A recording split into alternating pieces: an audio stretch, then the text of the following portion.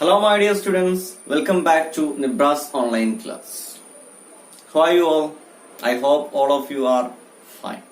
And my question is, how do you spend your time now? Do you play in outdoors? I know the COVID pandemic has restricted you to go outside and play. But you played a lot before the COVID pandemic outbreak. Didn't you? Didn't you? Yes. Imagine you are old.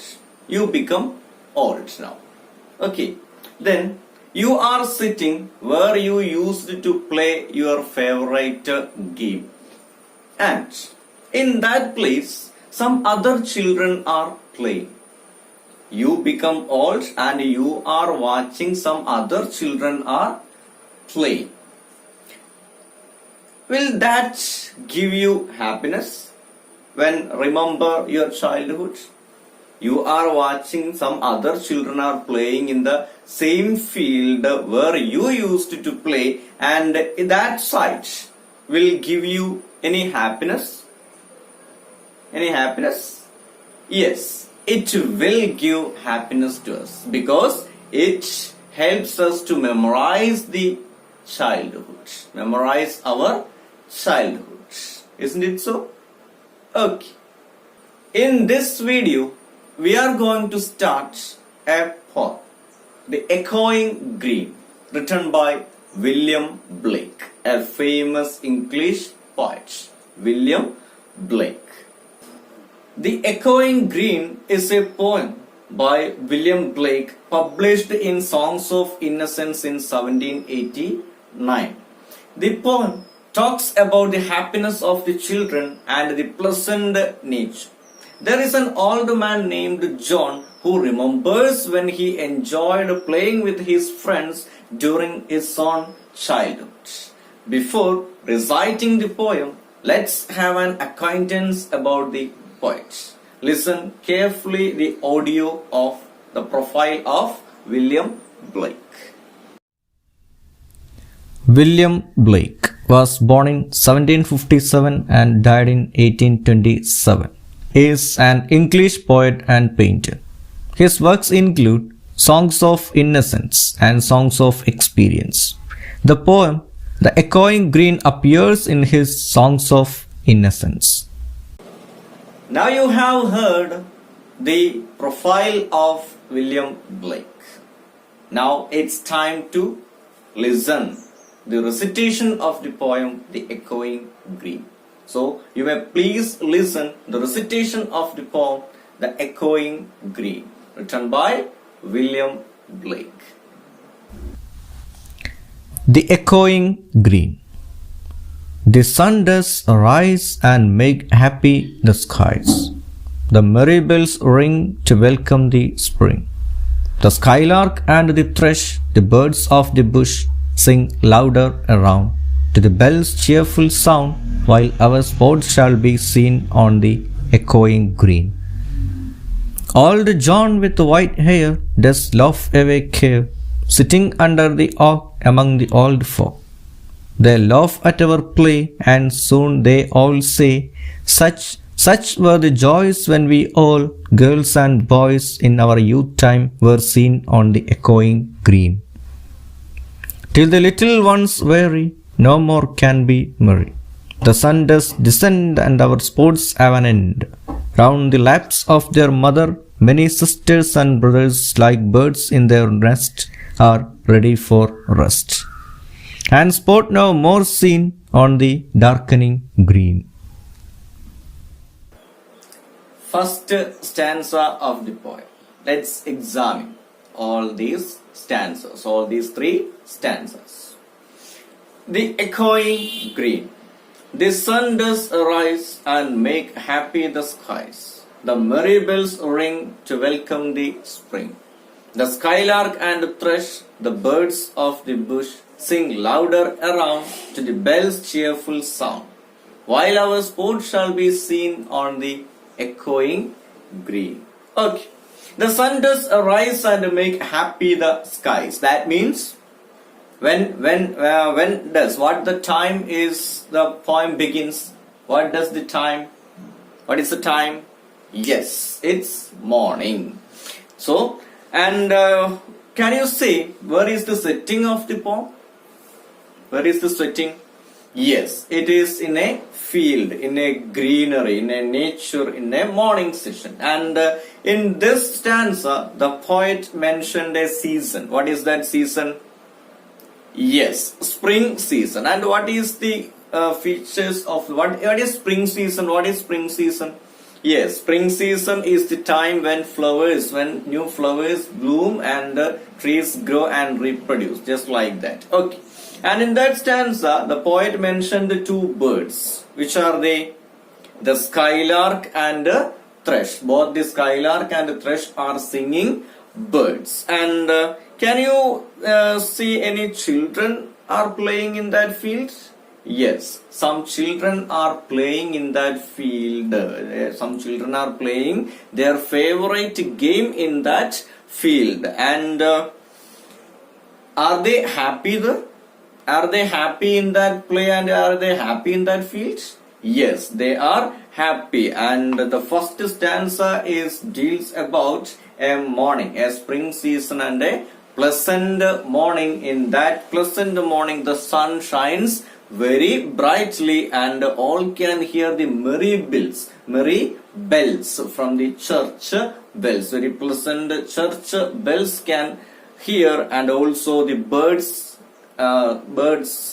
like skylark and thrush producing very pleasant noise in that field, and also some children are playing in that field and they are also enjoying in that echoing green. And in the last session, after the last stanza, I will give you what the poet mean by the echoing green. Okay. So, in the first stanza, you may understand that it's a morning. In a field, some children are playing and the skylark and thrush are also making some kinds of noise. Church bells can hear and it's a pleasant, shiny morning. Okay, clear? Okay. Second stanza. Old John with the white hair does laugh away care. Sitting under the oak among the old folk, they laugh at our play. And soon they all say, such were the joys when we all girls and boys in our youth time were seen on the echoing green. Okay. What is the name of a person mentioned in the second stanza? John. And is John old or young? Yes, John is an old person with a white hair. White symbol is also, white is the symbol of oldness. Okay. Then they are also enjoying. The old John and some other old folk were also enjoying. They were also enjoying. What are they enjoying? They were enjoying the play of the children who are playing in that field. The old folk, old John and his friends are sitting under, where are they sitting? They are sitting under a oak tree and they are watching the children playing in that field and they are also enjoying. And that play of the children, such were the joys when we all girls and boys in our youth time were seen on the echoing green. The old John and the old folk there had also played some kinds of favorite game in the same field where now some children are playing. And that particular scene, that playing gives them the memory of their childhood. It helps to remember their childhood in that same place, in that same echoing green. That is what in the second stanza deals about. And the third stanza. Till the little ones weary, no more can be merry. The sun does descend and our sports have an end. Round the laps of their mother, many sisters and brothers like birds in their nest are ready for rest. And sport no more seen on the darkening green. And what do you mean by weary? Weary means tired. Okay.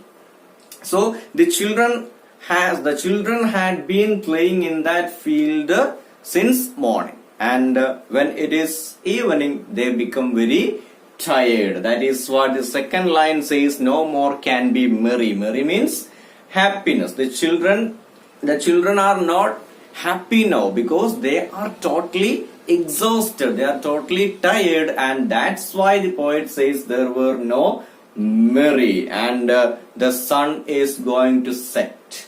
The sun is going to set now, and it is getting dark. And what will they do? What will the children do when it is getting dark?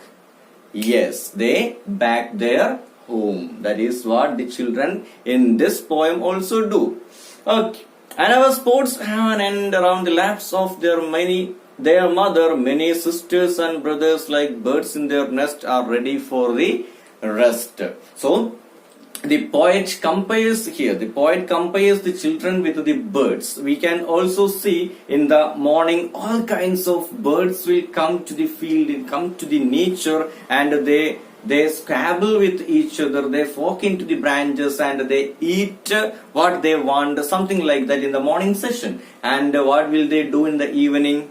What do they do? Yes, the birds also flew back into their nest, fly back into their nest to take rest. And in the next morning they again come in the same field, the same place to do whatever they want. Just like that, the children are started to play in the field since morning. And when it become dark, when it getting dark, and when the time to sunset, the children also back their home. And what did they do when they reached back at home? Yes, they took rest in the lap of their mother. They took rest in the lap of their mother. And sports no more seen on the darkening green. And in that particular field, where the sitting of the poem is in a field, in that darkening field,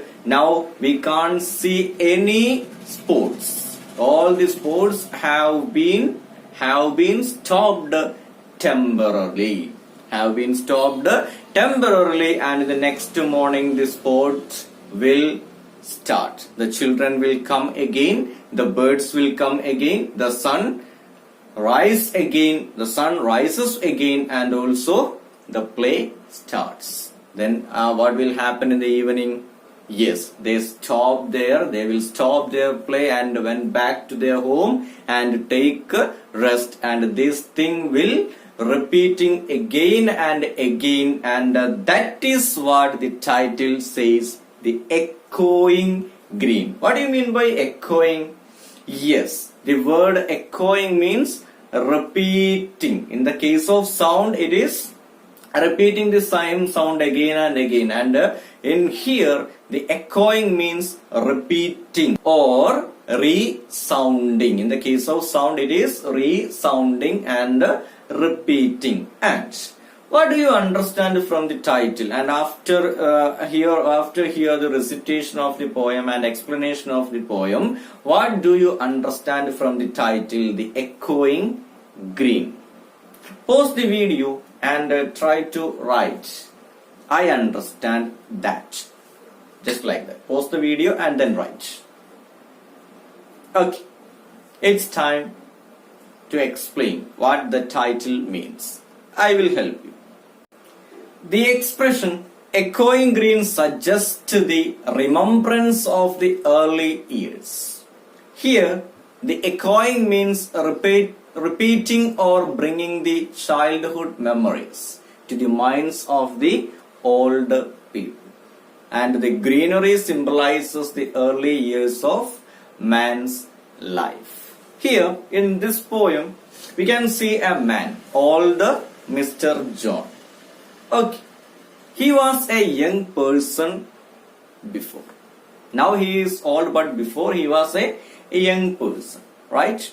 In this poem, the first stanza deals about a springing season. And we know that springing season is the season of blooming new flowers, growing new plants and reproduction, something like that. And as compared to other seasons, spring season is the best season.